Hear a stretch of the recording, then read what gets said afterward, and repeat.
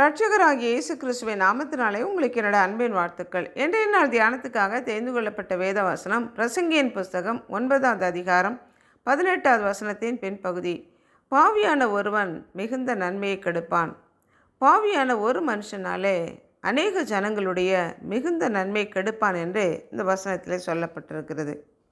இஸ்ரவேல் ஜனங்கள் எகிப்து தேசத்திலிருந்து அவர்கள் கானான் தேசத்துக்கு புறப்பட்டு வந்தபோது யோர்தானை கடந்து எரிகோவின் சமவெளியிலே பாளையம் இறங்கி இருந்தபோது தேவனாகிய கர்த்தர் எரிகோவை சுற்றிலும் 7 நாட்கள் கடந்து வர பண்ணி 7வது நாளிலே அவர்கள் ஆர்ப்பரித்த போது அலங்கம் இடிந்து விழும் என்று கர்த்தர் சொல்லி அந்த பட்டணத்தில் இருந்த அனைத்தையும் கர்த்தர் சுட்டெரிக்கும்படி சொல்லி வெள்ளியும் பொன்னும் வெண்கலத்தினாலும் இரும்பினாலும் செய்யப்பட்ட சகல பாத்திரங்களையும் கர்த்தருடைய பொக்கிஷத்திலே கொண்டு வந்து சேர்க்கும்படி கர்த்தர் சொல்லி சாபத்தீடானதில் எதையாகிலும் எடுத்துக்கொள்ளுகிறதுனாலே நீங்கள் சாபத்தீடாகாதபடிக்கும் இஸ்ரவேலின் பாளையத்தை சாபத்தீடாக்கி அதை கலங்க பண்ணாதபடிக்கும் சாபத்தீடானதற்கு எச்சரிக்கையாக இருங்கள் என்று கர்த்தர் சொல்லி இருந்தும் கூட யூதா கோத்திரத்தை சார்ந்த கர்மியின் மகனான ஆகான் என்கிற மனிதன் ஒரு நேர்த்தியான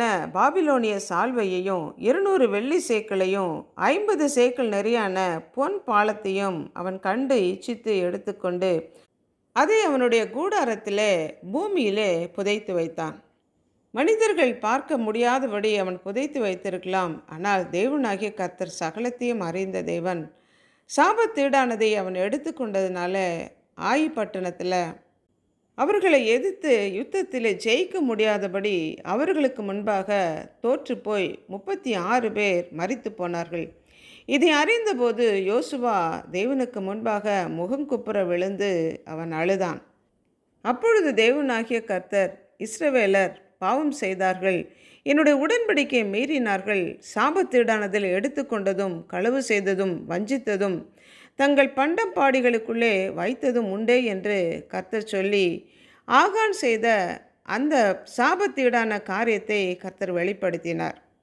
தேவனுடைய கட்டளையை மீறி நடந்ததுனால சிறிய பட்டணமான அந்த ஆயி பட்டணத்து மக்களோடு கூட இவர்களால் எதிர்த்து நிற்க முடியாமல் தோற்று போனார்கள்.